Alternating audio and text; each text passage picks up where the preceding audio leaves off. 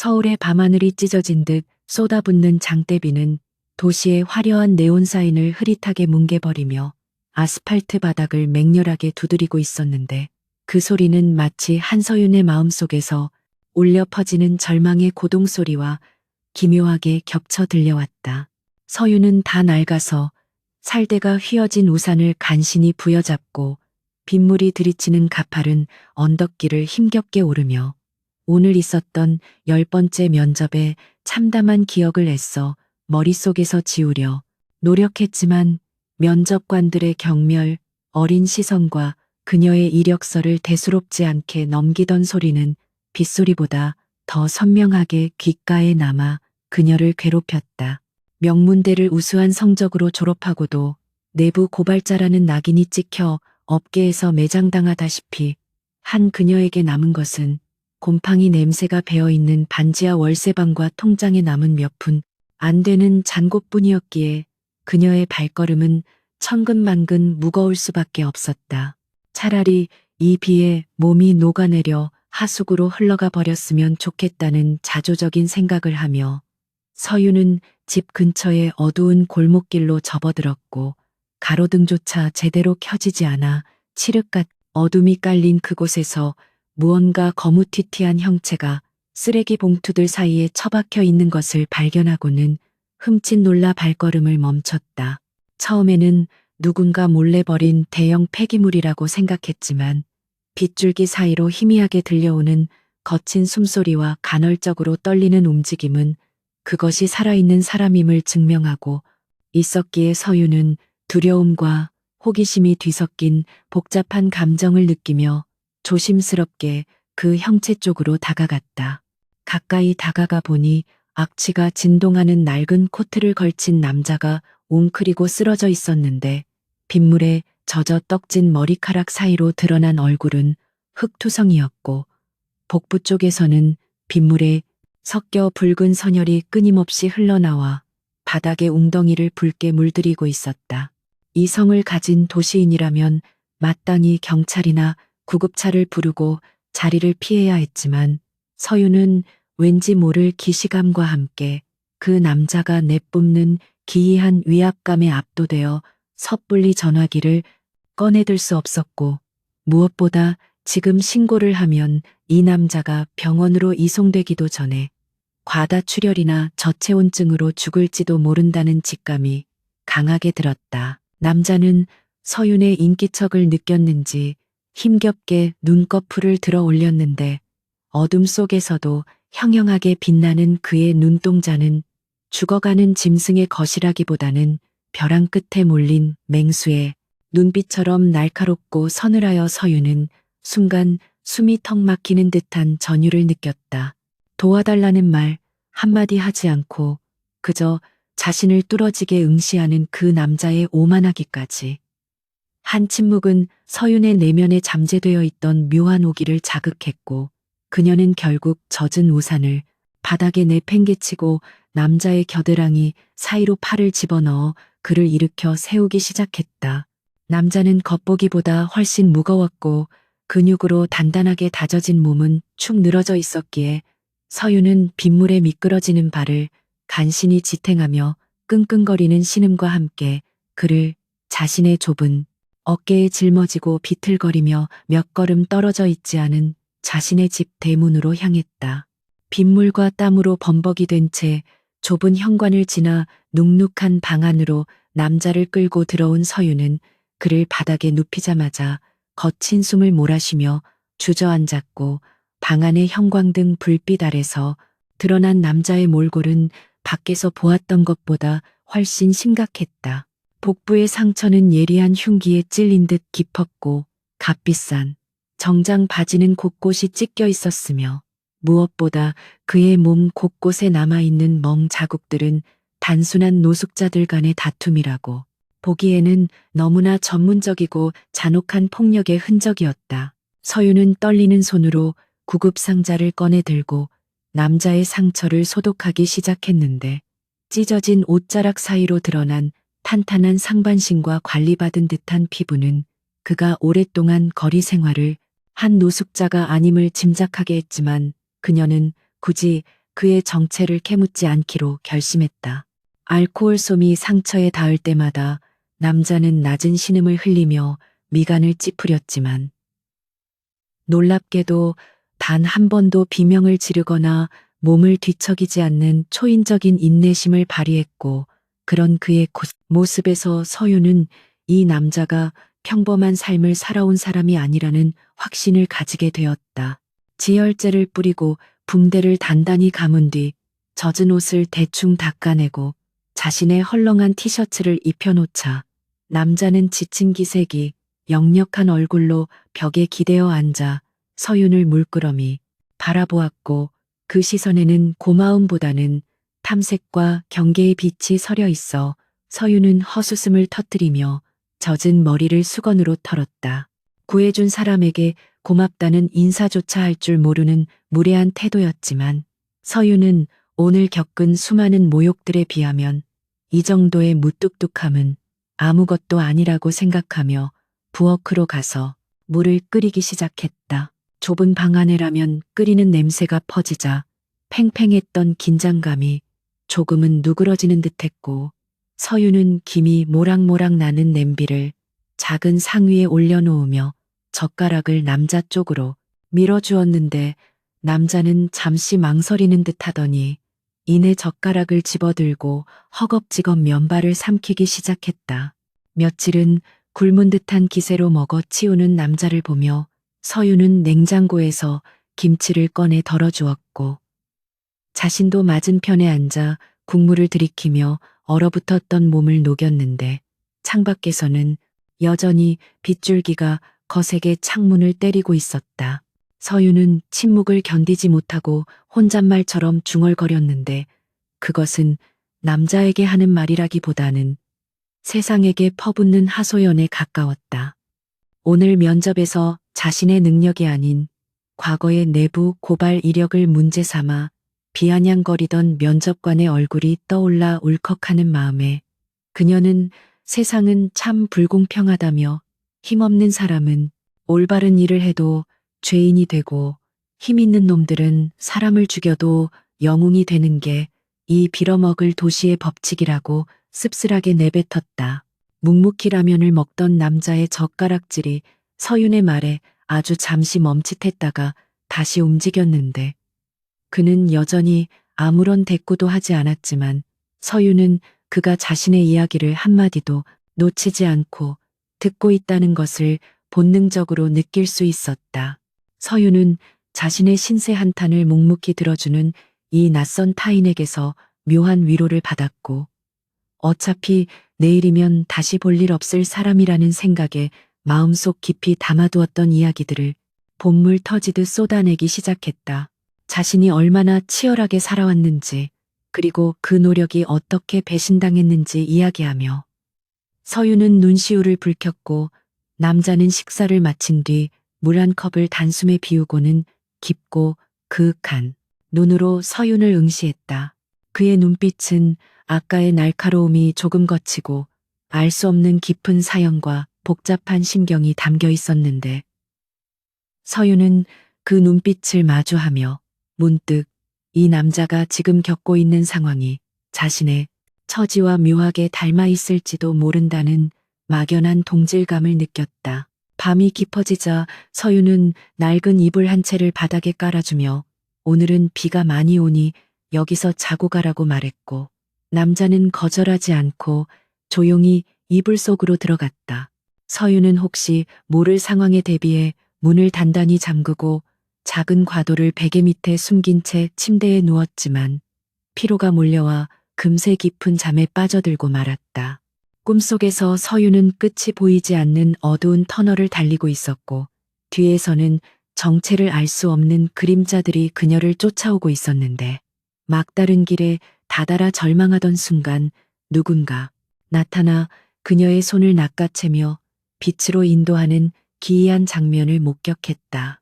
아침 햇살이 낡은 커튼 틈으로 비집고 들어와 그녀의 눈을 찌를 때까지 서윤은 한 번도 깨지 않고 숙면을 취했고, 눈을 떴을 때 방 안은 빗소리 대신 고요한 정적만이 감돌고 있었다.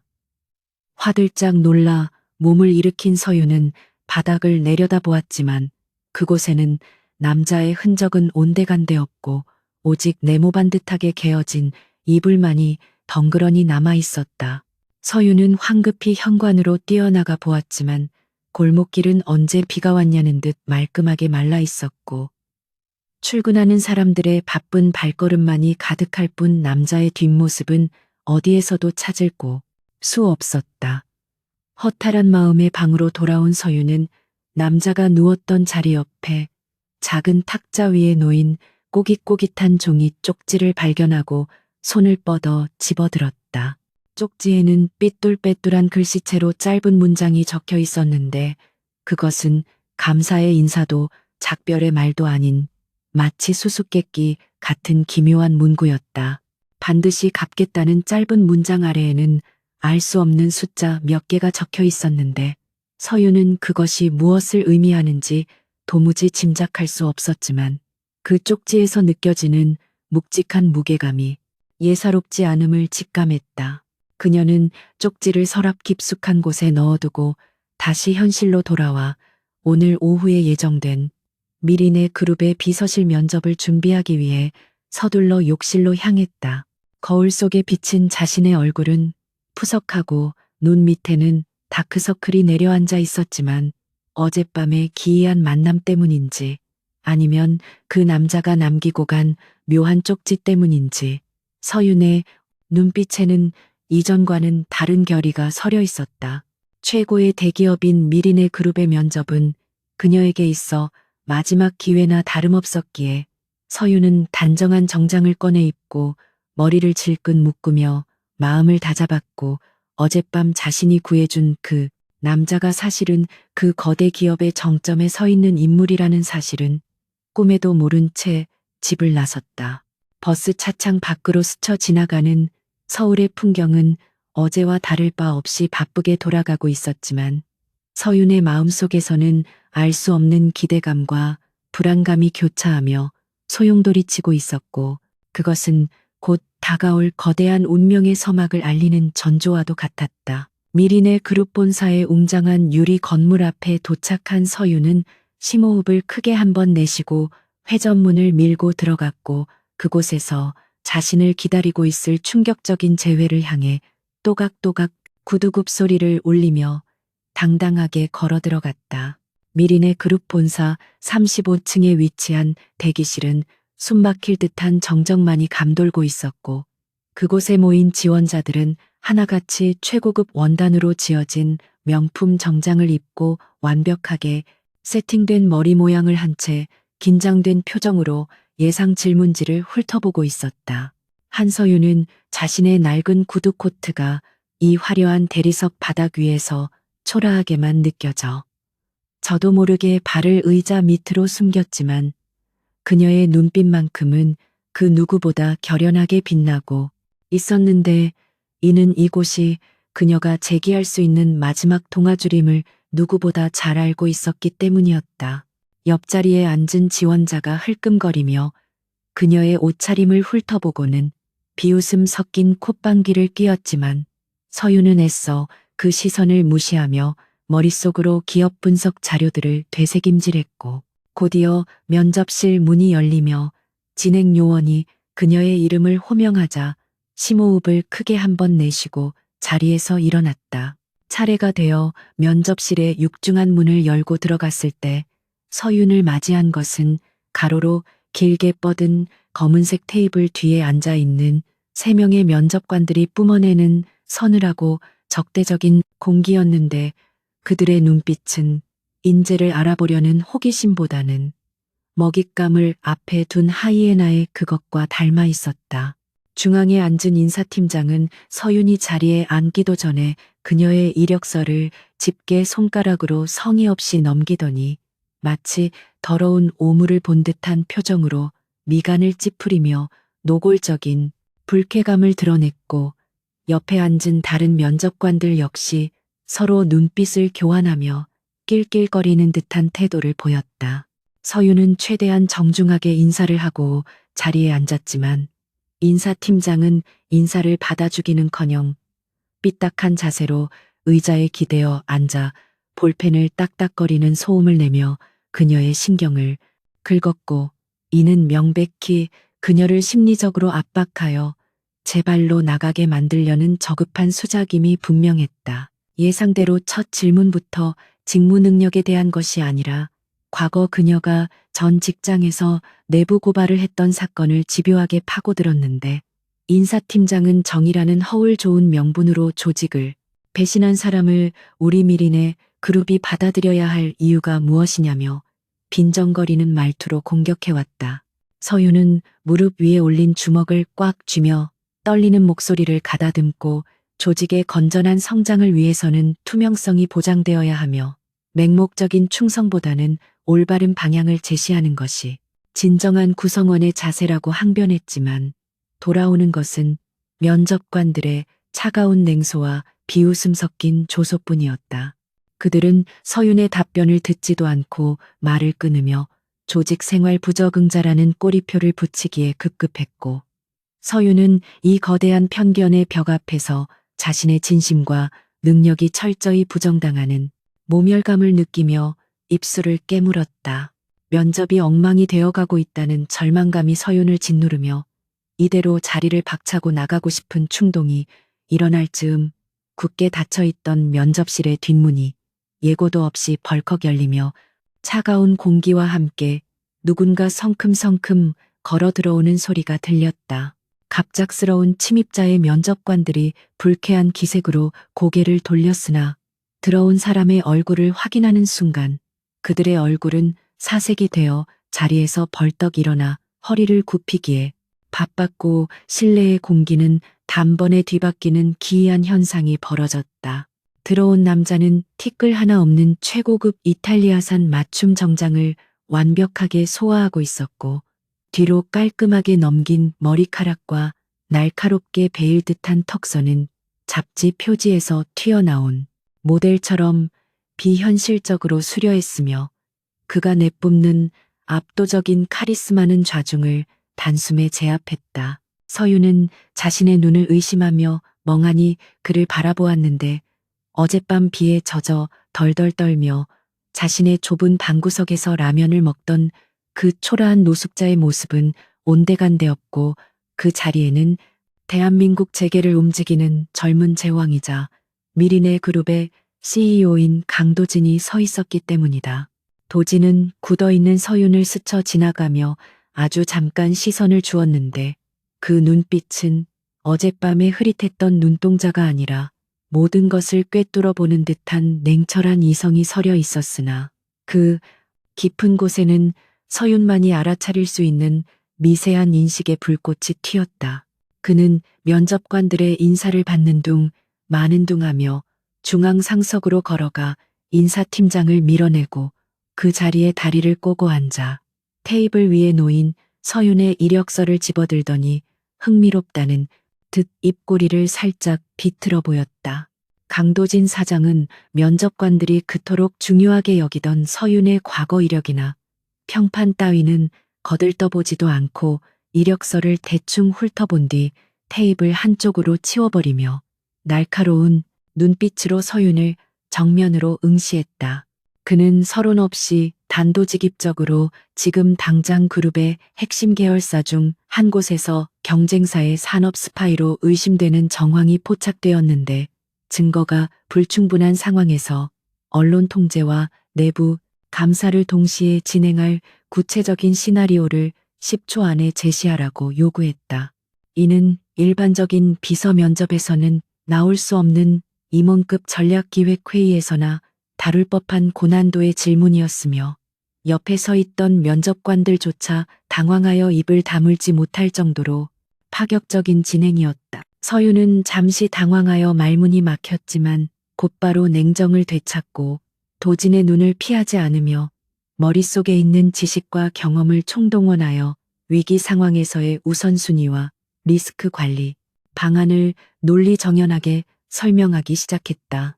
서윤의 답변이 이어지는 동안 도진의 표정에는 큰 변화가 없었지만 펜을 굴리던 손가락이 멈추고 상체를 테이블 쪽으로 약간 기울이는 미세한 변화를 통해 그가 그녀의 말에 깊이 집중하고 있음을 알 수 있었고 실내에는 오직 서윤의 차분하지만 힘있는 목소리만이 울려 퍼졌다.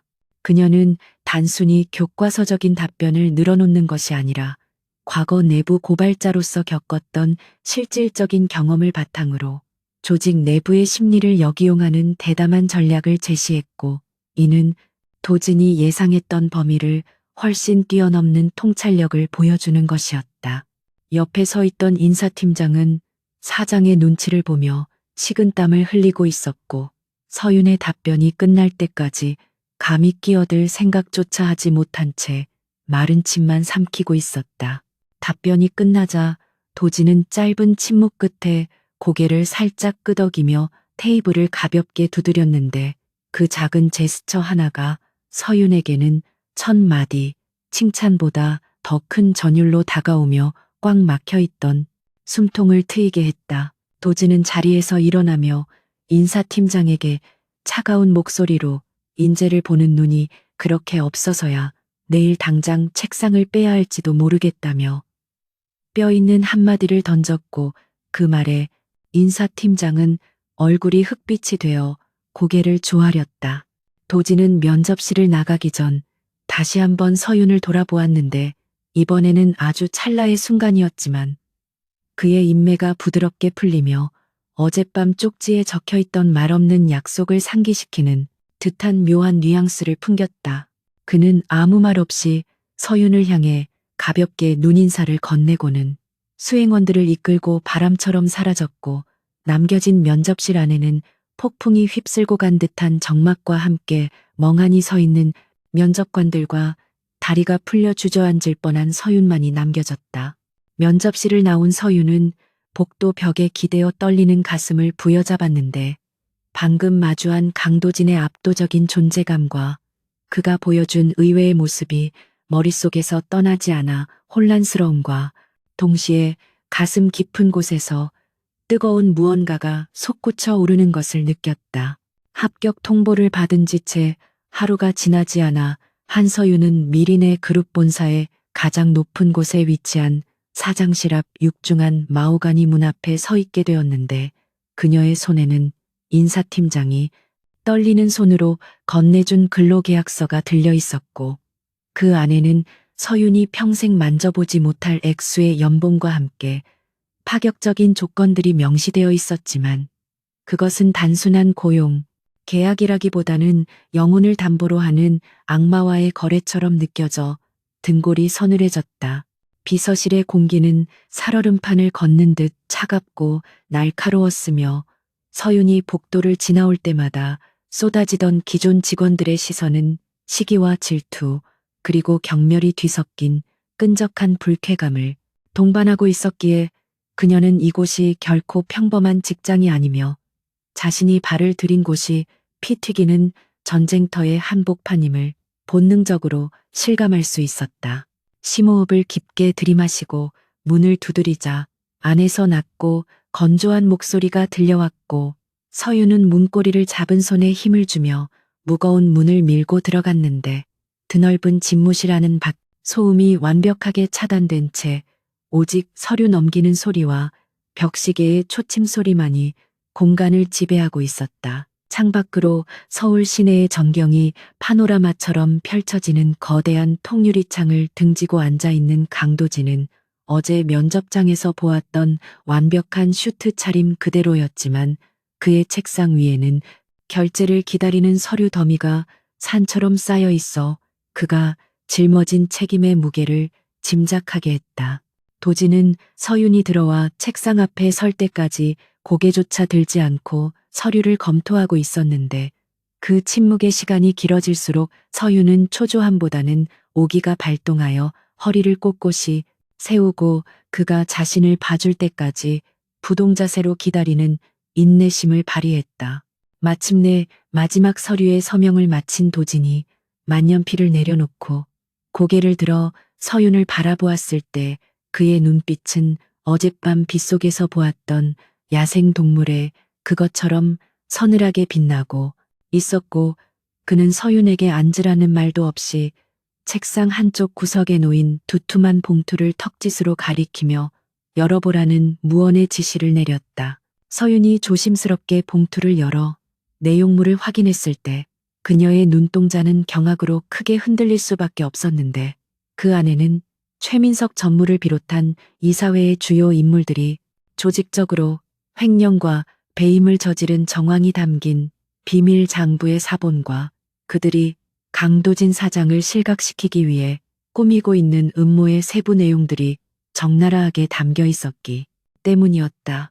도진은 당황한 기색이 역력한 서윤의 표정을 즐기기라도 하듯 의자 깊숙이 몸을 기대며 팔짱을 끼고는 낮은 목소리로 이 자료들이 바로 한서윤 씨가 앞으로 다뤄야 할 업무의 일부분이며 당신은 단순히 일정을 관리하고 전화를 받는 비서가 아니라 내 목을 노리는 늑대들의 이빨을 막아내는 방패가 되어야 한다고 선언하듯 말했다. 서윤은 떨리는 손으로 서류를 내려놓으며 왜 하필 내부 고발자 출신인 자신에게 이런 위험한 임무를 맡기느냐고 물었고 도진은 차가운 미소를 지으며 바로 그 점 때문에 당신을 선택했다고 대답했다. 그는 자리에서 일어나 천천히 서윤의 곁으로 다가와 창밖을 응시하며 말을 이어갔는데 회사 내의 모든 사람은 이미 최 전무의 라인에 줄을 섰거나 자신의 눈치를 보며 양다리를 걸치고 있는 기회주의자들 뿐이라며 누구도 믿을 수 없는 상황에서 조직 내에 아무런 기반이 없고 오히려 배척당하고 있는 서윤이야말로 유일하게 투명하고 안전한 패라고 설명했다.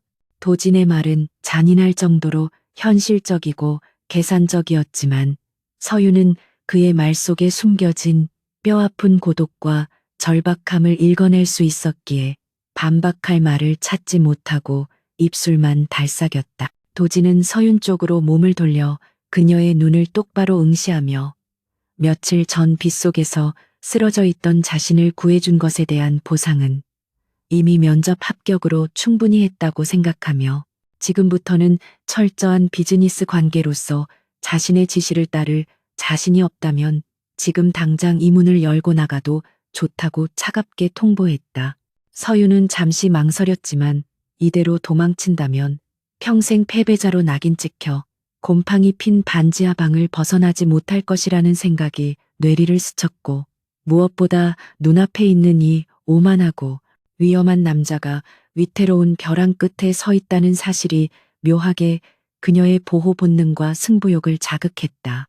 그녀는 결심을 굳힌 듯 단호한 표정으로 계약서 하단에 서명을 하고 도진에게 내밀며 자신은 누군가의 사냥개가 될 생각은 없지만 올바른 길을 가려는 리더를 보좌하는 것은 비서의 본분이라며 당신이 정의로운 길을 간다면 기꺼이 방패가 되어주겠다고 당당하게 대답했다. 도진은 서윤의 대답이 꽤 마음에 든다는 듯 입꼬리를 살짝 올리며 서윤에게 첫 번째 임무를 하달했는데 그것은 다름 아닌 오늘 오후에 있을 임원 회의에서 최민석 전무가 제기할 예정인 부실 계열사 매각건에 대한 반박 자료를 1시간 안에 완벽하게 준비해 오라는 불가능에 가까운 짓이었다. 서윤은 즉시 비서실로 돌아와 자신의 자리에 앉아 전임자가 남기고 간 컴퓨터를 켰는데 바탕화면은 텅 비어 있었고 중요 파일들은 암호가 걸려 있거나 삭제된 상태라 그녀는 이것이 신임 비서를 골탕 먹이기 위한 유치한 텃세임을 단번에 알아차리고 허수음을 터뜨렸다. 하지만 그녀는 당황하지 않고 과거 감사팀에서 근무하며 익혔던 데이터 복구 기술과 사내 인트라넷을 우회하여 정보를 수집하는 스킬을 발휘해 조각난 데이터들을 하나씩 맞춰나가기 시작했고 그 과정에서 최 전무 측이 매각 가격을 고의로 낮춰 지인에게 넘기려는 정황을 포착해냈다. 시간이 턱없이 부족했지만 서윤의 손가락은 키보드 위에서 춤을 추듯 빠르게 움직였고 흩어져 있던 숫자와 팩트들은 그녀의 손을 거쳐 날카로운 논리의 칼날이 되어 하나의 완벽한 보고서로 재탄생하고 있었는데 이는 그녀가 지난 몇 년간 억눌러왔던 실력을 유감없이 발휘하는 순간이었다. 약속한 1시간이 되기 10분 전 서윤은 따끈따끈한 보고서를 들고 다시 사장실 문을 두드렸고 도진은 시계를 확인하며 의외라는 표정으로 그녀를 맞이했는데 서윤이 건넨 보고서를 꼼꼼히 읽어내려가던 도진의 눈빛이 점차 놀라움과 만족감으로 변해가는 것을 확인할 수 있었다. 특히 매각 예정인 계열사에 숨겨진 특허 가치를 분석하여 헐값 매각의 부당함을 지적한 부분에서는 도진조차 생각지 못했던 예리한 통찰력이 돋보였기에 그는 고개를 끄덕이며 짧게 잘했다는 칭찬을 건넸다. 하지만 그 순간 도진의 얼굴이 고통으로 일그러지며 옆구리를 움켜쥐고 신음소리를 흘렸고 서윤은 반사적으로 그에게 다가가 몸을 부축했는데 그의 이마에는 식은땀이 송골송골 맺혀 있었고 셔츠 위로 붉은 핏자국이 희미하게 배어 나오는 것을 볼 수 있었다. 놀란 서윤이 구급상자를 찾으려 하자 도진은 거칠게 그녀의 팔을 잡으며 병원에 갈 수 없는 상황이니 조용히 문을 잠그고 구급상자만 가져오라고 명령했는데 그의 목소리에는 극심한 고통을 억누르는 절박함이 묻어 있었다. 서윤은 떨리는 손으로 문을 잠그고 집무실 한쪽에 숨겨져 있던 간이 침대에 그를 눕힌 뒤 셔츠 단추를 풀어 상처를 확인했는데 며칠 전 자신이 꿰매주었던 상처가 과로와 스트레스로 인해 다시 벌어져 염증이 생기고 있는 상태였다. 서윤은 익숙한 손놀림으로 상처를 소독하고 다시 붕대를 감으며 의사의 진료를 받아야 한다고 강력하게 권유했지만 도진은 지금 자신이 병원에 입원했다는 사실이 알려지면 주가는 곤두박질치고 경영권 방어는 불가능해진다며 고집을 꺾지 않았다. 그 순간 서윤은 이 거대한 제국의 황제처럼 보이는 남자가 사실은 누구에게도 아픔을 들켜서는 안 되는 고독한 투쟁을 하고 있다는 사실에 가슴 한구석이 아릿해짐을 느꼈다. 응급처치를 마친 도진은 한결 편안해진 얼굴로 침대에 누워 천장을 바라보며 그날 밤의 이야기를 조심스럽게 꺼냈는데 그는 자신이 믿었던 측근에게 배신당해 습격을 받았고 비를 맞으며 도망치던 중 정신을 잃었다가 눈을 떴을 때 서윤의 좁은 방 천장을 보고 살아있음을 느꼈다고 고백했다. 그는 서윤에게 그때 자신을 신고하지 않고 구해줘서 고마웠다는 말을 늦게나마 전하며 앞으로 이 전쟁이 끝날 때까지 자신의 등 뒤를 부탁한다는 진심 어린 부탁을 덧붙였다. 서윤은 평소의 냉철한 모습과는 전혀 다른 도진의 인간적인 면모에 마음이 흔들렸고 그가 내민 손을 잡으며 비록 계약으로 묶인 관계지만 당신이 무너지지 않도록 최선을 다해 지켜내겠다고 다짐했다. 두 사람 사이에는 상사와 부하라는 수직적인 관계를 넘어선 전우애와 비슷한 묘한 유대감이 싹트기 시작했고 밖에서는 여전히 매서운 바람이 불고 있었지만 사장실 안은 두 사람의 체온과 신뢰로 인해 조금씩 따스한 온기가 감돌기 시작했다. 그날 오후 열린 임원회의에서 도진은 서윤이 준비해준 자료를 토대로 최민석 전무의 주장을 완벽하게 반박하며 그를 궁지로 몰아넣었고 회의실 분위기는 순식간에 반전되어 도진의 승리로 끝이 났다. 최 전무는 불그락푸르락한 얼굴로 회의실을 나가며 도진의 뒤에 서 있는 서윤을 죽일 듯이 노려보았지만 서윤은 피하지 않고 똑바로 그 시선을 받아내며 이제는 물러서지 않겠다는 의지를 분명히 보여주었다. 회의가 끝나고 텅 빈 회의실에 남은 도진과 서윤은 서로를 바라보며 말없이 미소를 교환했는데 그것은 첫 번째 전투를 성공적으로 치러낸 파트너만이 공유할 수 있는 은밀한 승리의 기쁨이었다. 하지만 이것은 앞으로 닥쳐올 거대한 폭풍의 전초전에 불과하다는 것을 두 사람은 짐작조차 하지 못하고 있었고 어둠 속에서는 이미 다음 음모가 조용히 또아리를 틀고 그들을 기다리고 있었다. 늦은 밤 야근을 마치고 퇴근하는 서윤의 발걸음은 여전히 피곤했지만 출근할 때의 불안감은 사라지고 가슴 속에는 뜨거운 열정이 다시 타오르고 있었는데 그녀는 주머니 속에 있는 사원증을 만지작거리며 이것이 단순한 출입증이 아니라 자신의 존엄을 지키는 무기임을 상기했다. 로비에 내려와 밖을 보니 비는 그쳐 있었고 맑게 갠 밤하늘에는 별들이 총총히 빛나고 있었는데 서유는 문득 어젯밤 자신의 낡은 우산을 쓰고 빗속을 걸어가던 도진의 뒷모습을 떠올리며 그가 짊어진 짐을 조금이라도 나누어지고 싶다는 생각을 했다. 그때 그녀의 휴대폰이 진동하며 낯선 번호로 문자 메시지가 도착했는데 내용을 확인한 서윤의 표정은 순식간에 굳어버렸고 등골을 타고 차가운 공포가 흘러내렸다.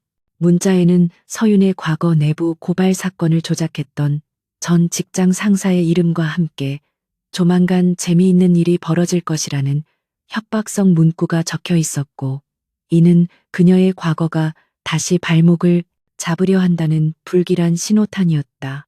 서윤은 흔들리는 눈빛으로 휴대폰 화면을 응시하다가 이내 결심한 듯 종료 버튼을 누르고 주먹을 꽉 쥐었는데 그녀는 더 이상 과거에 얽매여 도망치는 겁쟁이가 아니었으며 이제 그녀의 곁에는 자신을 믿어주는 강도진이라는 든든한 하지만 위태로운 파트너가 존재하고 있었다.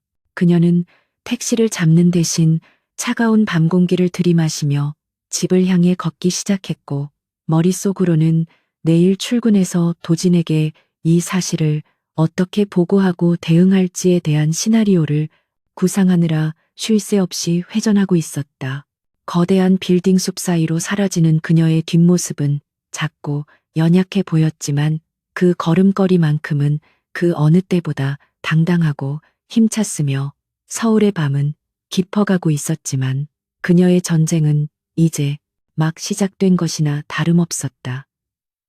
어둠이 짙을수록 별은 더 밝게 빛난다는 말을 되뇌며 서윤은 자신에게 주어진 운명과 정면으로 맞서 싸울 준비를 마쳤다. 미리네 그룹의 미래 전략 핵심 사업인 스마트시티 프로젝트는 강도진 사장이 취임 후 가장 공들여 추진해온 역점 사업으로 막대한 자본과 최첨단 기술력이 집약된 결정체였기에 그룹 내외부에 관심이 집중되어 있었는데 프로젝트의 공식 발표를 불과 일주일 앞둔 시점에서 청천벽력 같은 소식이 비서실을 강타했다. 경쟁사인 태산그룹이 미리네 그룹이 독자 개발했다고 자부했던 인공지능 교통 제어 시스템과 놀라울 정도로 유사한 기술을 먼저 언론에 공개해버린 것이었는데 이는 단순한 우연의 일치라고 보기에는 세부적인 알고리즘 구조까지 똑같아 명백한 기술 유출이자 내부 스파이의 소행임이 확실해 보였다. 사내 인트라넷은 발칵 뒤집혔고 주가는 곤두박질치기 시작했으며 도진의 입지는 순식간에 위태로워졌는데 이 혼란을 틈타 최민석 전무를 필두로 한 반대 파벌은 기다렸다는 듯이 긴급 이사회를 소집하여 책임 소재를 추궁하기 시작했다. 긴급 이사회가 열린 대회의실의 공기는 숨막힐 듯 무거웠고 최 전무는 마치 사냥감을 구석으로 몬 맹수처럼 의기양양한 표정으로 기술 유출의 진원지로 지목된 IP 주소가 다름 아닌 비서실 한서윤의 컴퓨터라는 충격적인 감사 결과를 테이블 위에 던지듯 내놓았다. 그는 서윤의 과거 내부 고발 이력을 들추어내며 한 번 조직을 배신한 전력이 있는 사람은 언제든지 돈이나 사적인 이익을 위해 또다시 배신할 수 있다며 그녀를 파렴치한 산업, 스파이로 몰아세웠고 이사들은 웅성거리며 서윤을 향해 의심과 경멸의 눈초리를 보냈다. 서윤은 억울함에 입술을 깨물었지만 자신의 컴퓨터에서 데이터가 전송된 로그 기록이 명백한 증거로 제시된 상황에서 섣부른 감정적 호소는 오히려 자신을 더욱 비참하게 만들 뿐이라는 것을 잘 알고 있었기에 차가운 이성을 유지하려 했으며 주먹을 꽉 쥐었다. 도진은 쏟아지는 비난과 압박 속에서도 흔들림 없이 침착한 표정을 유지하고 있었는데 그는 최 전무가 내민 감사 보고서를 천천히 훑어본 뒤 서윤에게 해명할 기회를 주는 대신 이사들을 향해 아직 정확한 사실관계가 확인되지 않은 상황에서 특정인을 범인으로 단정 짓는 것은 마녀사냥에 불과하다고 일갈했다. 그는 만약 서윤이 진범이 아니라면 이 사태를 조작하여 회사의 기밀을 유출하고 무고한 직원을 희생양으로 삼으려 한 진짜 배후에게 민영사상 책임을 끝까지 물을 것이라고 경고하며 서늘한 눈빛으로 최 전무를 쏘아보았다. 도진의 강력한 태도에 이사들은 잠시 주춤했지만 최 전무는 콧방귀를 뀌며 사장이 사적인 감정으로 스파이를 감싸고 있다며 비아냥거렸고 회의실은 서로를 향한 불신과 적의로 가득 찬 아수라장이 되어버렸다. 회의가 끝난 후 비서실로 돌아온 서윤은 동료 직원들의 싸늘한 시선과 수군거림을 견뎌야 했는데 어제까지만 해도 친절하게 인사를 건네던 사람들조차 그녀가 다가가면 마치 전염병 환자를 피하듯 자리를 피하거나 노골적으로 불쾌한 기색을 드러내며 그녀를 철저히 고립시켰다. 하지만 서윤은 무너지지 않고 자신의 자리로 돌아와 컴퓨터 앞에 앉았는데 그녀는 누군가 자신의 아이디를 도용하여 접속 기록을 조작했다면 반드시 어딘가에 허점이 남아있을 것이라고 확신하며 디지털 포렌식 분석 도구를 가동해 문제의 시간대, 로그 데이터를 낱낱이 파헤치기 시작했다. 유출이 발생한 시각은 새벽 3시였고 그 시간은 서윤이 도진의 지시로 야근을 하다가 잠시 휴게실에서 쪽잠을 자던 시간이었기에 알리바이를 증명해줄 목격자가 없다는 점이 뼈아팠지만 그녀는 포기하지 않고 서버 접속 경로를 역추적했다. 모두가 퇴근하고 텅 빈 사무실에는 오직 서윤의 키보드 소리만이 타닥타닥 울려 퍼지고 있었는데 그녀는 보안 서버의 방화벽 로그와 CCTV 기록을 대조하던 중 범인이 치명적인 실수를 저질렀음을 발견하고 회심의 미소를 지었다. 범인은 서윤의 자리에서 데이터를 전송한 것처럼 꾸미기 위해 원격 제어 프로그램을 사용했는데 그 과정에서 사내망이 아닌 외부의 특정 IP를 경유한 흔적을 완벽하게 지우지 못했고 그 IP는 다름 아닌 회사 근처의 한 PC방으로 추적되었다. 서윤은 즉시 해당 시간대에 회사 로비 CCTV와 엘리베이터 CCTV를 정밀 분석하여 그 시각에 회사 밖으로 나간 사람이 있는지 확인했고 마침내 모자를 깊게 눌러쓰고 마스크로 얼굴을 가린 채 후문으로 빠져나가는 수상한 인물을 포착해낼 수 있었다. 화면 속 인물의 걸음걸이와 체격은 묘하게 낯이 익었는데 서윤은 영상을 확대하고 화질을 보정하는 작업을 거쳐 그가 찾고 있는 독특한 디자인의 시계를 확인하고는 경악을 금치 못했는데 그것은 전략기획팀의 과장이자 최 전무의 신복으로 알려진 박 과장의 손목에서 보았던 것과 동일한 제품이었다. 박 과장은 평소 도진의 앞에서는 굽실거리며 충성을 맹세하던 인물이었기에 그가 스파이 노릇을 하고 있었다는 사실은 충격적이었지만 한편으로는 최 전무가 얼마나 치밀하게 도진의 주변에 첩자를 심어 놓았는지 보여주는 증거이기도 했다. 서윤은 확보한 증거 자료들을 USB에 담아 떨리는 마음을 진정시키며 사장실로 향했고 늦은 시간임에도 불구하고 퇴근하지 않고 창밖을 바라보며 고뇌에 잠겨 있는 도진의 뒷모습을 보며 잠시 발걸음을 멈추었다. 서윤의 인기척을 느낀 도진이 천천히 몸을 돌렸을 때 그의 얼굴에는 지친 기색이 역력했지만 서윤을 바라보는 눈빛만은 여전히 신뢰로 빛나고 있었고 서윤은 그 믿음에 보답할 수 있게 되었다는 안도감과 함께 USB를 책상 위에 올려놓으며 진범을 찾았다고 보고했다. 도진은 서윤이 내민 증거 자료들과 CCTV 영상 분석 결과를 꼼꼼히 확인했는데 박 과장이 범인이라는 사실이 드러나는 순간 그의 눈매가 매섭게 굳어지며 입가에는 차가운 냉소가 번졌다. 그는 서윤이 혼자서 이 모든 것을 밝혀냈다는 사실에 놀라움을 감추지 못하며 칭찬보다는 묵묵히 그녀의 어깨를 감싸주는 것으로 고마움을 표현했는데 그 투박한 손길에서 전해지는 따뜻한 온기가 서윤의 얼어붙었던 마음을 순식간에 녹여내렸다. 도진은 이 명백한 증거를 당장 공개하여 최 전무를 공격하는 대신 더 큰 그림을 그리기 위한 미끼로 사용하자고 제안했는데 그는 지금 박 과장 한 명을 잘라내는 것으로는 꼬리 자르기에 불과하며 이참에 그들의 뿌리까지 뽑아낼 수 있는 확실한 덫을 놓아야 한다고 설명했다. 서유는 도진의 계획이 위험천만하다는 것을 알았지만 그의 눈에서 타오르는 결기를 보며 기꺼이 동참하기로 결심했고 두 사람은 머리를 맞대고 박 과장을 역이용하여 최 전무에게 거짓 정보를 흘릴 치밀한 역공 작전을 세우기 시작했다. 그들은 박 과장이 훔쳐간 데이터가 사실은 도진이 미리 심어놓은 가짜 데이터이며 이를 바탕으로 태산그룹이 제품을 출시할 경우 치명적인 오류가 발생하도록 설계되어 있다는 사실을 공유하며 승리의 쾌감을 미리 맛보았다. 다음 날 출근한 서유는 여전히 죄인 취급을 받으며 고개를 숙이고 다녔지만 그녀의 내면은 어제와는 달리 자신감으로 가득 차 있었고 박 과장과 마주칠 때마다 겁에 질린 척 연기하며 그가 안심하고 계속해서 정보를 빼돌리도록 유도하는 고도의 심리전을 펼쳤다. 박 과장은 서윤이 곧 퇴고될 것이라고 믿고 더욱 대담하게 행동하기 시작했는데 그는 서윤이 자리를 비운 사이 또다시 컴퓨터에 접근하려 하거나 도진의 스케줄을 캐내어 최 전무에게 보고하는 등 스파이로서의 본색을 유감없이 드러냈다.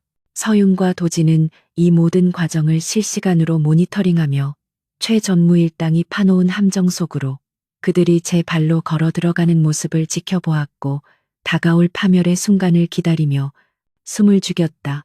그러던 중 도진에게 의문의 우편물이 도착했는데 발신인이 적혀있지 않은 봉투 안에는 도진의 부친이 사망하기 직전에 남긴 유언장의 일부로 추정되는 낡은 종이 한 장이 들어 있었고 그 내용은 현재 그룹의 지배 구조를 송두리째 뒤흔들 수 있는 폭발적인 내용을 담고 있었다.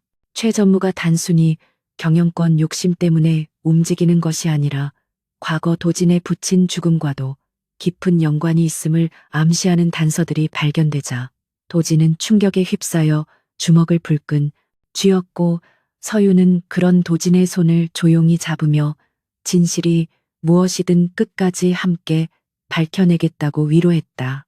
이제 싸움은 단순한 사내 정치를 넘어선 과거의 원한과 핏빛 복수로 얼룩진 거대한 전쟁으로 확대되고 있었고 두 사람은 더 이상 물러설 곳 없는 벼랑 끝에서 서로만을 의지하며 폭풍 속으로 걸어 들어갔다. 최 전무 측은 서윤을 확실하게 제거하기 위해 징계위원회를 소집하라고 압박을 가해왔고 도진은 겉으로는 그들의 요구에 순응하는 척하며 징계위원회 날짜를 잡았지만 물밑에서는 반격을 위한 모든 준비를 마치고 카운트다운을 시작했다.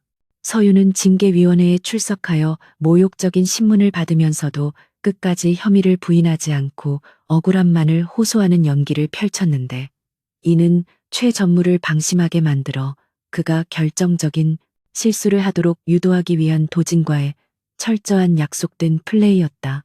최 전무는 서윤이 울먹이는 모습을 보며 승리에 도취되어 비릿한 웃음을 흘렸지만 그는 자신이 서 있는 곳이 승자의 단상이 아니라 단두대위라는 사실을 꿈에도 알지 못했다.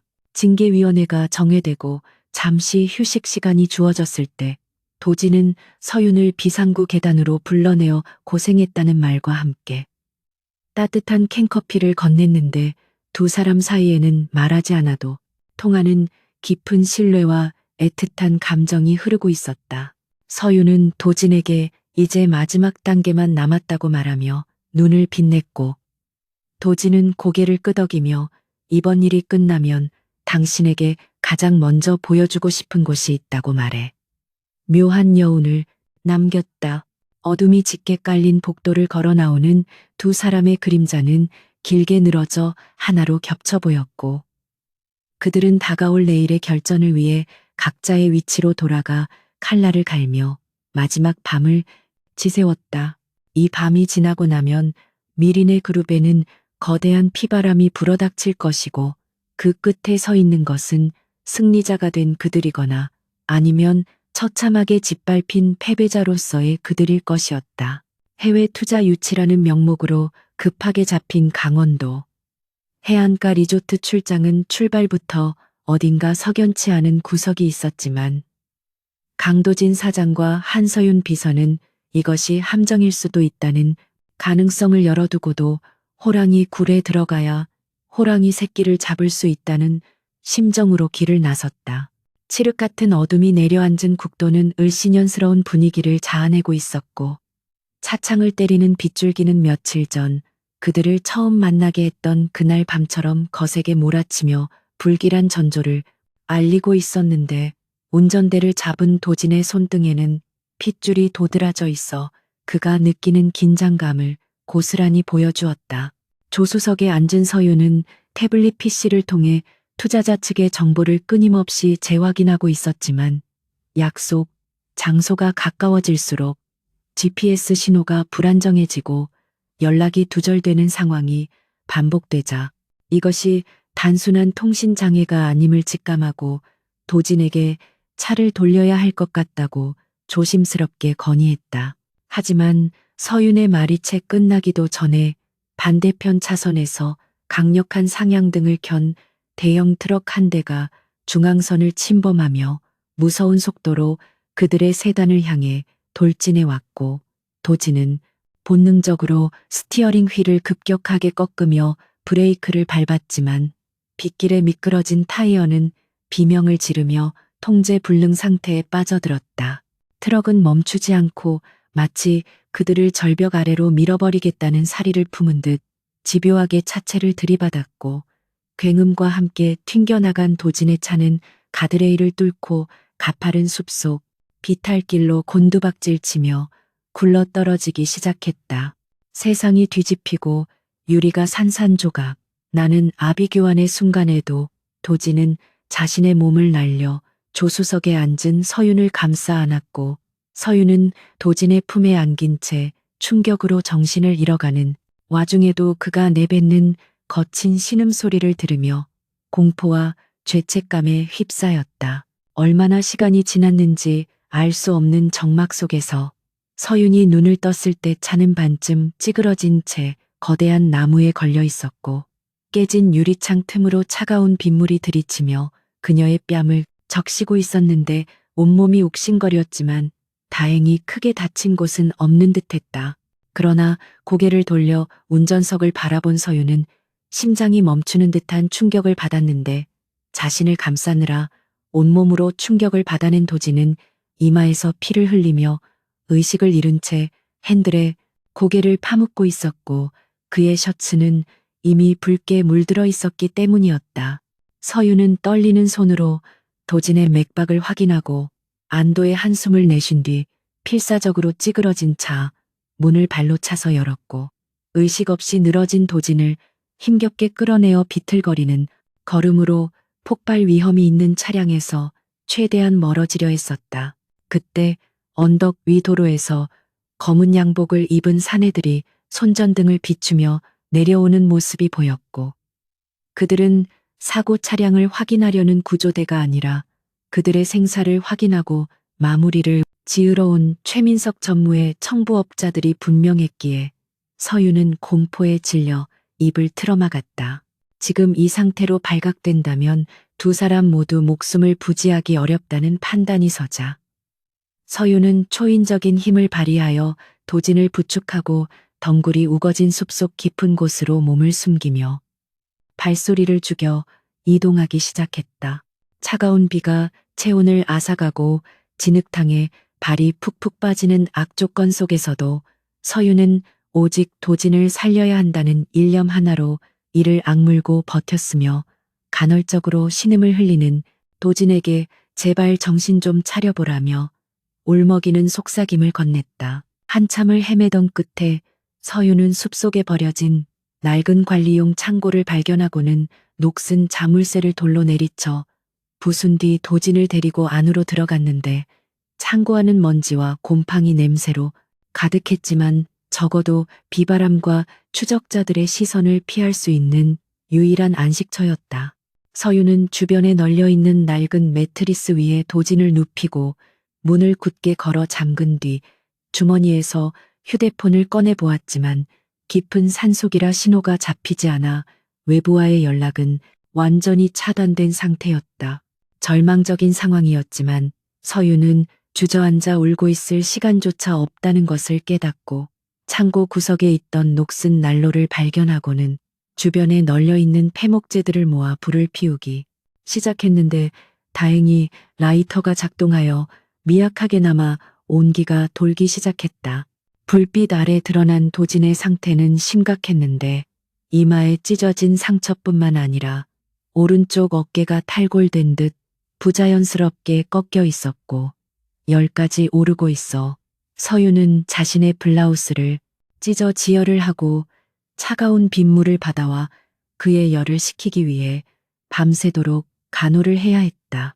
고통 속에 신음하던 도진이 가끔씩 헛소리를 하며 누군가를 찾는 듯 손을 허공에 휘저을 때마다 서유는 그 손을 꼭 잡아주며 자신이 옆에 있음을 알려주었고 그제야 안정을 되찾는 도진의 모습을 보며 가슴이 미어지는 듯한 아픔을 느꼈다. 과거 자신을 구해준 사람이 이제는 자신의 실수로 인해 사경을 헤매고 있다는 자책감이 밀려왔지만 서유는 눈물을 닦아내며 반드시 살아서 서울로 돌아가 이 모든 일을 꾸민 놈들에게 처절한 대가를 치르게 하겠다고 굳게 다짐했다. 새벽녘이 되어서야 도진은 힘겹게 눈을 떴고 흐릿한 시야 속에 걱정스러운 얼굴로 자신을 내려다보고 있는 서윤을 발견하고는 안도와 미안함이 섞인 쉰 목소리로 당신은 다친 곳이 없냐고 물었는데 정작 죽다 살아난 사람은 자신이면서도 끝까지 상대를 먼저 챙기는 그의 모습에 서유는 결국 참았던 눈물을 터뜨리고 말았다. 도진은 성한 왼손을 들어 서윤의 젖은 뺨을 닦아주며 자신이 정신을 잃은 동안 또 한 번 목숨을 비쳤다며 씁쓸하게 웃었는데 그 미소는 평소의 냉철한 CEO가 아닌 한 인간으로서의 무방비하고 따뜻한 진심을 담고 있었다. 창고 밖에서는 여전히 비가 내리고 있었고 추적자들의 발소리가 언제 들릴지 모르는 긴박한 상황이었지만 두 사람 사이에는 세상 그 무엇보다 견고하고 뜨거운 감정의 기류가 흐르고 있었으며 그것은 단순한 동료애를 넘어선 사랑이라는 이름의 감정이었다. 한기가 돌자 도진은 서윤에게 이리 와서 잠시 눈이라도 붙이라고 말하며 옆자리를 내어주었고 망설이던 서윤은 추위와 피로를 이기지 못하고 조심스럽게 도진의 곁에 누워 그의 체온에 의지했다. 좁은 매트리스 위에서 서로의 심장 소리가 들릴 만큼 밀착된 두 사람은 말없이 서로의 온기를 나누었는데 도진은 서윤을 안아주며 만약 우리가 여기서 살아나가지 못한다면 후회할 것 같아서 하는 말이라며 당신을 처음 본 그 비 오는 밤부터 지금까지 단 한순간도 당신을 잊은 적이 없다고 고백했다. 서윤은 도진의 가슴에 얼굴을 묻고 그런 불길한 말은 하지 말라며 우리는 반드시 살아서 나갈 것이고 그때 다시 한번 제대로 이야기해달라고 대답하며 그의 품 안으로 더 깊이 파고들었다. 날이 밝아오자 빗줄기가 가늘어지며 숲속에는 짙은 안개가 깔리기 시작했고 서유는 밤새 보초를 서느라 뜬 눈으로 지새웠지만 도진의 열이 내리고 상태가 호전된 것을 확인하고는 안도의 한숨을 내쉬었다. 그들은 창고를 나서기 전 서로의 눈을 바라보며 무언의 약속을 나누었는데 그것은 이제부터는 방어자가 아닌 공격자가 되어 사냥꾼들을 사냥하겠다는 결의의 찬 눈빛 교환이었다. 서유는 창고 구석에서 쓸만해 보이는 쇠파이프 하나를 집어들었고 도진 역시 부러진 나뭇가지를 지팡이 삼아 짚고 일어서며 비록 몸은 만신창이가 되었지만 눈빛만큼은 그 어느 때보다 날카롭게 빛나고 있었다. 숲을 빠져나가 큰 길로 나가면 지나가는 차를 잡아 도움을 요청할 수 있을 것이라는 희망을 품고 두 사람은 안개 속으로 발걸음을 옮겼다. 숲을 빠져나가는 길은 험난했고 곳곳에 최 전무가 풀어놓은 사냥개들이 매복하고 있었지만 도진과 서유는 기지를 발휘하여 그들을 따돌리거나 유인하여 함정에 빠뜨리는 방식으로 포위망을 뚫고 나갔다. 특히 서유는 숲속 지형지물을 이용해 추적자들을 혼란에 빠뜨리는 놀라운 기지를 발휘했는데 이는 그녀가 어릴 적 시골에서 자라며 익혔던 지식들이 빛을 발하는 순간이었고 도진은 그런 그녀의 모습에 다시 한번 감탄했다.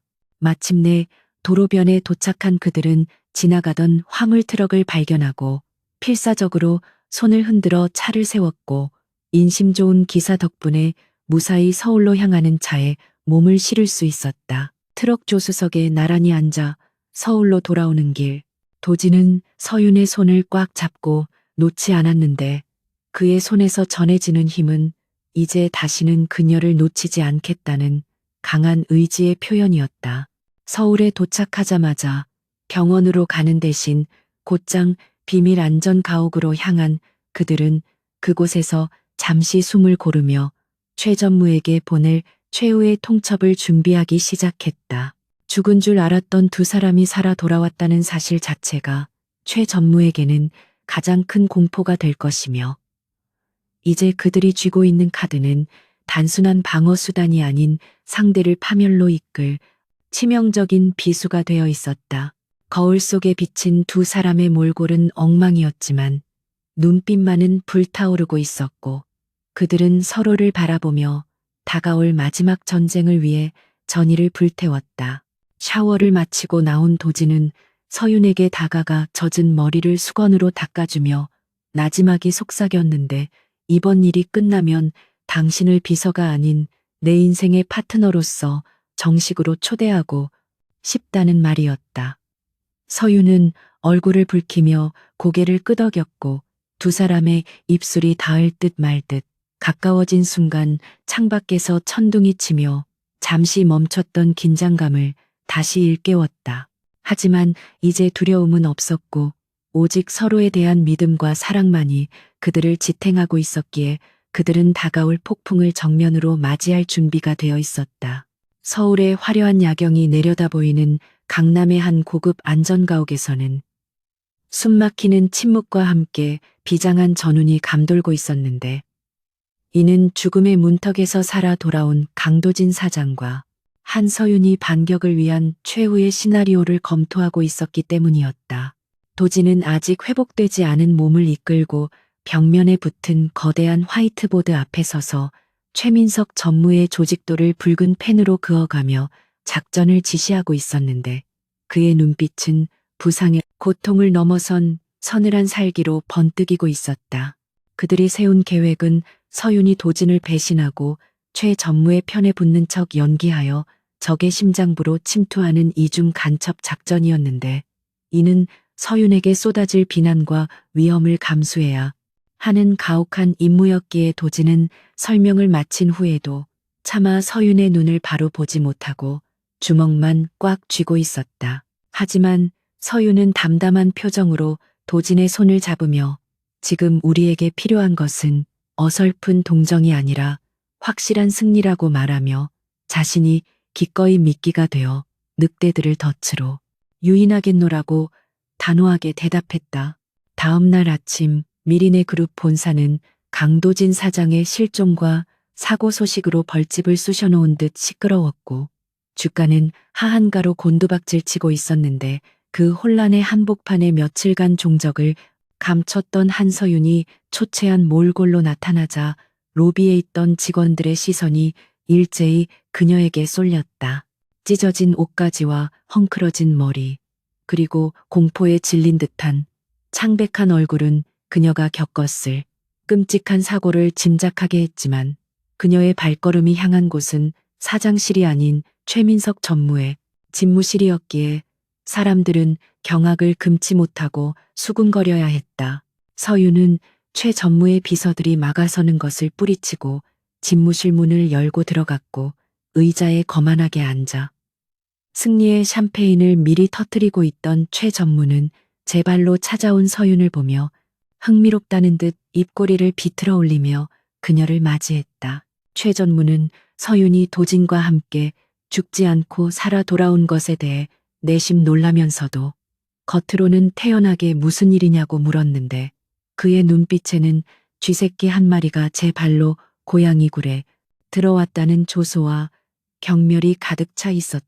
서윤은 최 전무의 책상 앞에 무릎을 꿇고 떨리는 목소리로 살려달라고 애원하며 연기를 시작했는데 그녀는 도진이 사고 현장에서 자신을 버리고 혼자 도망치려다 절벽 아래로 떨어졌다고 거짓말을 하며 자신은 그에게 이용만 당하다가 죽을 뻔했다고 울먹였다. 그녀는 품속에서 도진이 목숨처럼 아끼던 비자금 관련 데이터가 담긴 저장 장치를 꺼내 최 전무에게 바치며 이것을 넘길 테니 자신의 안전과 해외 도피 자금을 마련해 달라고 거래를 제안했는데 이는 도진과 사전에 치밀하게 조작해둔 가짜 정보였다. 최 전무는 의심스러운 눈초리로 서윤을 노려보았지만 과거 내부 고발자로서 조직을 배신했던 그녀의 전력을 떠올리며 위기 상황에서는 본성을 드러내기 마련이라고 판단하고는 호탕하게 웃음을 터뜨렸다. 그는 서윤의 머리채를 잡고 흔들며 배신자는 또다시 배신한다는 자신의 지론이 맞았다며 그녀의 제안을 받아들이는 척하면서도 그녀를 자신의 감시하에 두고 이용할 속셈을 내비쳤다. 최 전무의 수족이 되어 회사로 복귀한 서윤을 기다리고 있는 것은 동료들의 싸늘한 시선과 노골적인 따돌림이었는데 도진을 배신하고 적의 품에 안겼다는 소문은 삽시간에 퍼져나가 그녀를 파렴치한 기회주의자로 낙인 찍어버렸다. 구내식당에서 혼자 밥을 먹을 때면 누군가 고의로 식판을 엎거나 들으라는 듯이 욕설을 퍼붓기도 했지만 서윤은 아무런 대꾸도 하지 않고 묵묵히 밥알을 씹어 삼키며 모멸감을 견뎌내야 했다. 그녀는 화장실 칸안에 숨어 소리 없이 눈물을 훔치다가도 거울을 보며 지금의 이 고통이 도진을 다시 제자리에 돌려놓기 위한 걸음이 될 것이라고 스스로를 최면 걸듯 다독이며 다시 차가운 가면을 쓰고 사무실로 돌아왔다.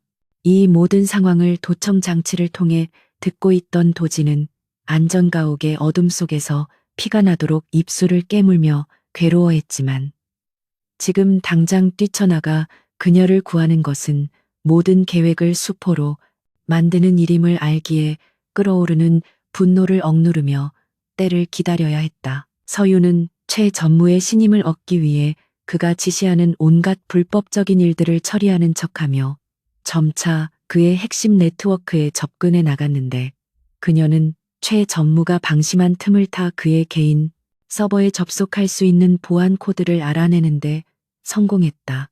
최 전무는 자신이 서윤을 완벽하게 통제하고 있다고 착각하여 중요 회의에도 그녀를 배석시키거나 비밀 금고의 비밀번호를 노출하는 실수를 저질렀고 서윤은 그 모든 순간을 놓치지 않고 머릿속에 각인시켰다. 특히 최 전무가 해외 페이퍼 컴퍼니를 통해 비자금을 세탁하고 주가를 조작한 결정적인 증거가 담긴 원본 파일이 그의 서재 비밀 금고에 있다는 정보를 입수한 서윤은 결행의 날을 주주총회 전날 밤으로 잡았다. 그날 밤 최 전무가 축하 파티를 위해 자리를 비운 사이 서윤은 경비 시스템을 무력화하고 그의 사무실로 잠입했는데 심장이 터질 듯 요동쳤지만 손끝은 그 어느 때보다 침착하고 정교하게 움직였다. 어둠이 내려앉은 사무실 안에서 금고의 다이얼을 돌리는 미세한 소리만이 긴장감을 고조시키고 있었는데 서윤은 수차례의 시도 끝에 마침내 금고 문이 열리는 묵직한 소리를 들을 수 있었고 그 안에서 붉은색 표지의 두툼한 장부를 발견했다. 떨리는 손으로 장부를 펼쳐본 서윤은 그 안에 도진의 아버지를 독살하라고 지시한 내용과 관련된 의료 기록 그리고 거액의 자금이 오간 내역들이 상세하게 적혀 있는 것을 확인하고 경악을 금치 못했다. 이것은 단순한 횡령의 증거를 넘어 살인을 교사한 명백한 물증이었기에 서윤은 서둘러 장부를 챙기고 흔적을 지우려 했으나 그때 문 밖에서 인기척이 들려오며 순찰 중이던 경비원들의 발소리가 가까워졌다. 서윤은 숨을 죽이고 책상 밑으로 몸을 숨겼고 손전등 불빛이 사무실 내부를 이리저리 훑고 지나가는 찰나의 순간은 마치 영겁의 시간처럼 느껴졌으나 천만다행으로 경비원들은 문이 잠긴 것을 확인하고 발길을 돌렸다. 무사히 사무실을 빠져나온 서윤은 빗속을 뚫고 약속 장소인 한강 둔치로 달려갔는데 그곳에는 검은 모자를 눌러 쓴 도진이 초조하게 서성이고 있었고 서윤을 보자마자 달려와 그녀를 으스러질 듯 끌어안았다. 빗물과 눈물로 범벅이 된 얼굴로 서윤은 품에 안고 있던 장부를 도진에게 건네며 우리가 이겼다고 속삭였고 도진은 장부를 받아들고 하늘을 올려다보며 억울하게 돌아가신 아버지의 영혼을 위로하듯 깊은 한숨을 내쉬었다. 두 사람은 차가운 강바람을 맞으며 서로의 체온을 나누었고 도진은 서윤의 손을 잡고 내일 주주총회장에서 이 모든 진실을 밝히고 당신의 명예를 회복시켜 주겠다고 맹세했다. 이제 그들에게 남은 것은 내일 아침 떠오를 태양과 함께 적들의 추악한 가면을 벗겨버리는 일뿐이었기에 두 사람의 눈빛은 결전의 의지로 뜨겁게 타올랐다. 다음 날 아침 미린의 그룹 본사 대강당은 임시 주주총회에 참석하기 위해 몰려든 주주들과 취재진으로 인산인해를 이루고 있었고 단상 중앙에는 최민석 전무가 회심의 미소를 지으며 앉아 있었다. 그는 오늘 도진의 해임안을 가결시키고 자신이 회장 자리에 오를 것이라는 확신에 차 있었으며 주주들을 향해 여유롭게 손을 흔드는 등 이미 승리자라도 된 양 행세하고 있었다.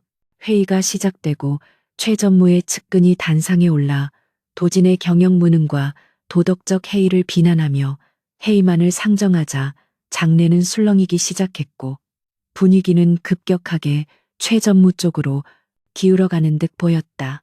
최 전무는 서윤에게 눈짓을 보내며 증인으로 나와 도진의 비리를 폭로하라고 지시했고 서윤은 무표정한 얼굴로 자리에서 일어나 단상으로 천천히 걸어나갔는데 그녀의 손에는 마이크가 들려 있었다. 단상에 선 서윤은 수많은 카메라 플래시와 사람들의 시선을 한 몸에 받으며 잠시 침묵을 지켰는데 그녀를 바라보는 최 전무의 눈빛은 기대감으로 번들거리고 있었지만 서윤의 입에서 나온 첫마디는 그를 얼어붙게 만들기에 충분했다. 그녀는 또렷하고 힘있는 목소리로 자신이 오늘 이 자리에 선 것은 한 범죄자의 추악한 음모를 고발하기 위해서라고 선언하며 대형 스크린에 최 전무의 비밀 장부와 육성 녹음 파일을 공개해버렸다. 장내는 순식간에 아수라장이 되었고 당황한 최 전무가 고함을 지르며 서윤을 끌어내리라고 소리쳤지만 그때 강당의 거대한 문이 열리며 죽은 줄 알았던 강도진 사장이 경찰들과 함께 위풍당당하게 걸어 들어왔다. 도진은 단상으로 올라와 사색이 된 최 전무를 내려다보며 이제 게임은 끝났다고 차갑게 일갈했고 서윤은 그런 도진의 곁에 나란히 서서 그를 보좌했다.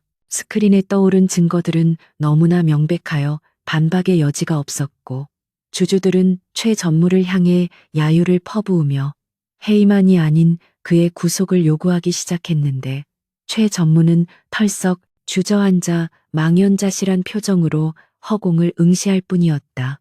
경찰들이 최 전무에게 수갑을 채우고 그를 연행해 나가는 동안 도진은 마이크를 잡고 그동안 심려를 끼쳐 죄송하다는 사과와 함께 회사를 투명하게 재건하겠다는 비전을 발표했다.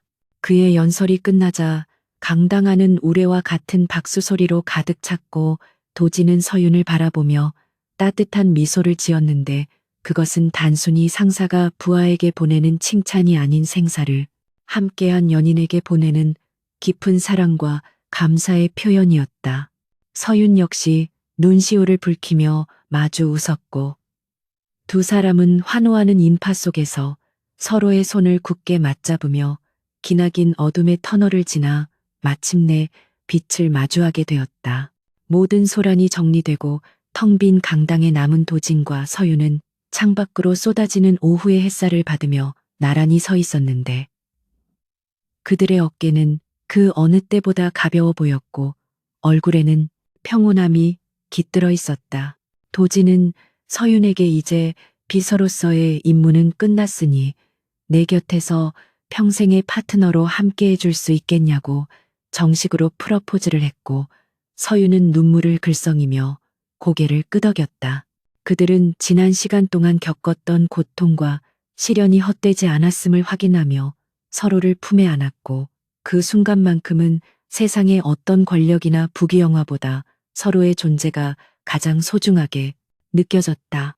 이제 그들 앞에는 새로운 도전들이 기다리고 있겠지만 두 사람이 함께라면 어떤 폭풍우가 몰아쳐도 이겨낼 수 있을 것이라는 확신과 함께 그들은 새로운 미래를 향해 힘찬 발걸음을 내디뎠다. 최민석 전무의 구속과 함께 미린의 그룹을 덮치고 있던 거대한 먹구름이 걷히자 그룹 내부에서는 전례 없는 대규모 숙청과 개혁의 바람이 불어 닥치기 시작했는데 이는 단순히 부패한 임원 몇 명을 잘라내는 수준이 아니라 조직의 뿌리부터 병든 부분을 도려내는 대수술이었다.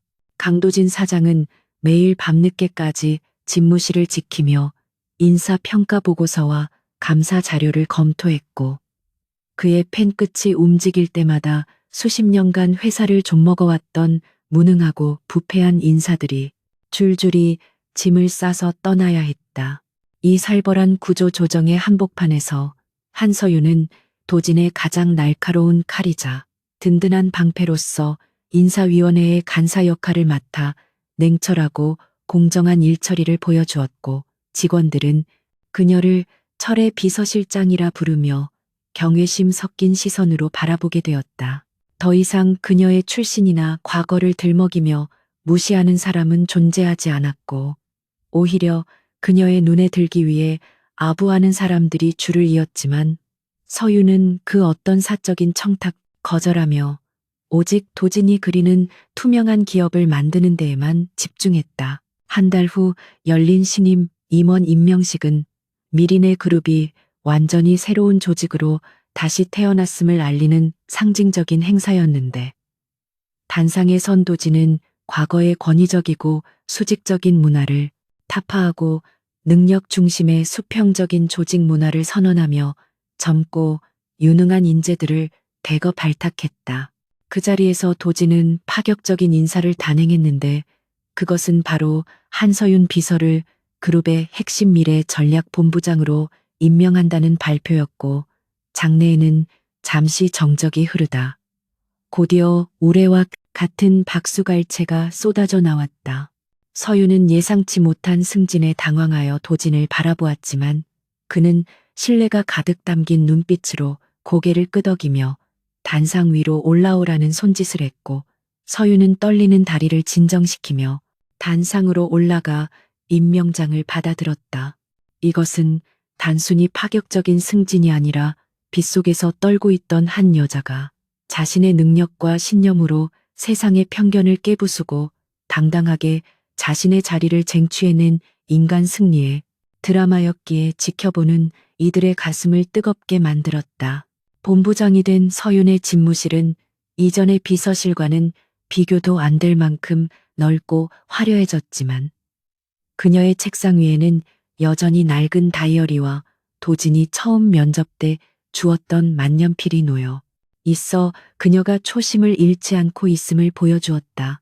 그녀는 스마트 시티 프로젝트의 총괄 책임자로서 눈코 뜰 새 없이 바쁜 나날을 보냈는데 회의를 주재하고 현장을 지휘하는 그녀의 카리스마는 도진 못지않게 강렬했고 직원들은 그녀의 완벽한 리더십에 혀를 내두르며 진심으로 따르기 시작했다. 어느 날 늦은 밤 야근을 마치고 퇴근하려던 서유는 로비에서 우연히 옛 직장의 상사였던 그녀를 내부 고발자로 몰아 파멸시켰던 그 남자가 초라한 행색으로 서성이는 것을 목격하게 되었다. 그는 서윤을 보자마자 달려와 무릎을 꿇고 제발 하청업체 계약이라도 따낼 수 있게 도와달라고 비굴하게 애원했지만 서윤은 차가운 표정으로 그를 내려다보며 원칙에 어긋나는 일은 할 수 없다고 단호하게 거절하고 돌아섰는데 그 순간 그녀는 과거의 상처로부터 완전히 자유로워졌음을 느낄 수 있었다. 한편 도지는 경영이 안정화되자 그동안 미뤄두었던 개인적인 일들을 하나씩 정리하기 시작했는데 그중 가장 중요한 것은 돌아가신 아버지의 명예를 회복하고 진정한 추모를 하는 것이었다. 맑은 가을날 도지는 서윤과 함께 아버지의 묘소를 찾았는데 그곳은 시내가 한눈에 내려다 보이는 양지 바른 곳이었고 두 사람은 묘비 앞에 하얀 국화꽃을 내려놓으며 묵념을 올렸다. 도지는 묘비를 어루만지며 아버지께 이제야 회사를 제대로 된 모습으로 돌려놓았다고 보고했고 옆에 서 있는 서윤을 소개하며 이 사람이 없었다면 저는 이 자리에 올 수 없었을 것이라고 나직하게 고백했다.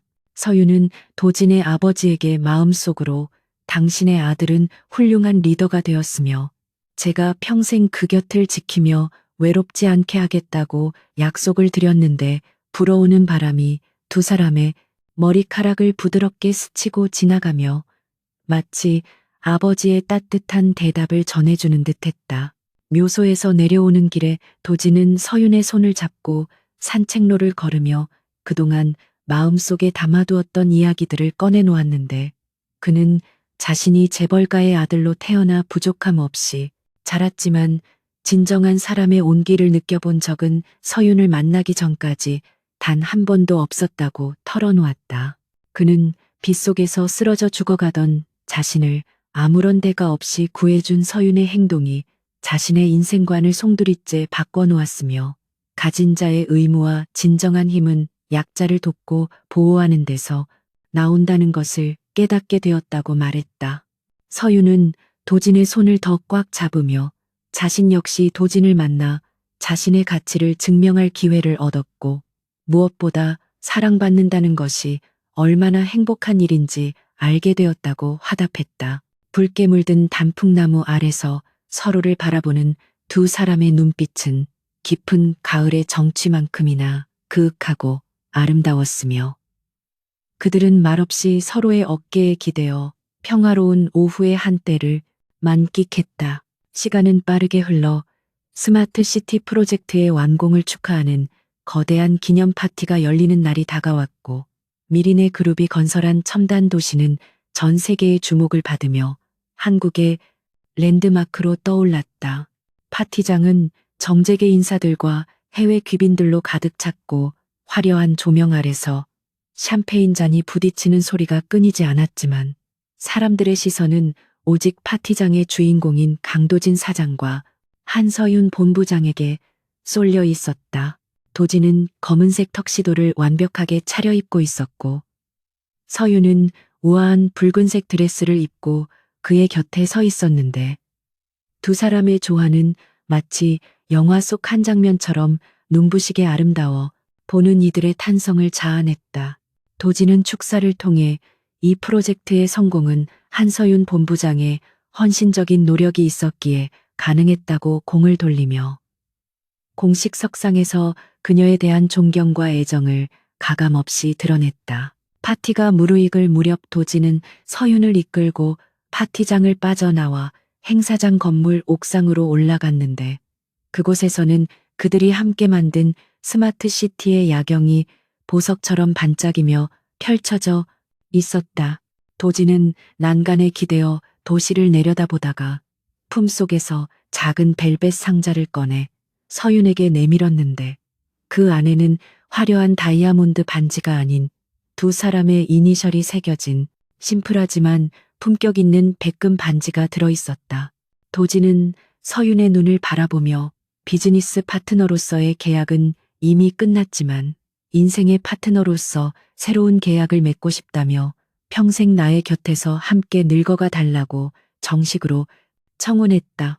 서유는 눈시울을 붉히며 고개를 끄덕였고 도지는 그녀의 손가락에 반지를 끼워주며 부드럽게 입을 맞추었는데 도시의 불빛들이 축복처럼 그들을 감싸 안으며 두 사람의 앞날을 환하게 비추어 주었다. 그로부터 몇 년 후 비가 억수같이 쏟아지는 어느 여름밤 최고급 세단 한 대가 서울의 좁은 골목길 어귀에 멈춰 섰고 뒷좌석의 창문이 천천히 내려가며 중후한 멋이 더해진 강도진과 여전히 아름다운 한서윤의 얼굴이 드러났다.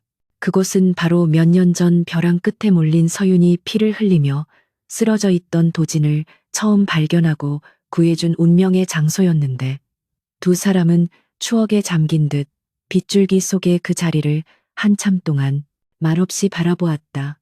서윤은 도진의 어깨에 머리를 기대며 그때 만약 내가 그날 그냥 지나쳤더라면 우리의 운명은 어떻게 되었을까라고 나직하게 물었고 도진은 그녀의 어깨를 감싸 안으며 당신은 절대 그냥 지나치지 않았을 것이라고 확신의 찬 목소리로 대답했다. 도진은 서윤에게 당신은 내 생명의 은인일 뿐만 아니라 얼어붙어 있던 내 영혼을 구원해 준 사람이라며 그때 당신이 내민 손은 신이 내게 준 마지막 동아줄이었다고 회상했다. 서윤은 미소를 지으며 자신에게도 당신은 절망 속에서 찾아온 기적이었다며 우리가 서로를 구한 것은 우연이 아니라 필연이었을 것이라고 말했다. 차창 밖으로 쏟아지는 빗소리는 더 이상 처량하거나 춥게 느껴지지 않았고 오히려 두 사람의 보금자리를 아늑하게 감싸주는 자장가처럼 들려왔는데 그것은 그들이 함께 겪어낸 수많은 폭풍우가 이제는 견고한 사랑의 토대가 되었음을 의미했다. 운전기사가 출발하겠냐고 묻자 도진은 고개를 끄덕이며 창문을 올렸고 차는 부드럽게 미끄러지듯 빗속을 뚫고 그들의 집으로 향했다. 이야기는 여기서 끝이 나지만 그들의 삶은 계속될 것이고 앞으로도 수많은 시련이 닥쳐올지 모르지만 그들은 더 이상 두려워하지 않을 것이다. 왜냐하면 그들은 서로가 서로에게 가장 완벽한 구원자이자 동반자임을 확인했기 때문이며 비온 뒤에 땅이 굳어지듯 그들의 사랑과 신뢰는 어떤 역경 속에서도 더욱 단단하게 빛날 것이기 때문이다. 빗속의 노숙자에서 CEO로 그리고 면접자에서 그룹의 안주인으로 이어진 그들의 기적 같은 로맨스는 절망 끝에도 반드시 희망이 있다는 사실을 증명하며 서울의 밤하늘 아래 아름다운 전설로 남게 되었다. 차가 멀어진 자리에는 빗물 웅덩이만이 남아 가로등 불빛을 반사하고 있었고 비는 그치고 구름 사이로 환한 달이 떠오르며 그들의 앞길을 축복하듯 은은한 빛을 뿌려주고 있었다.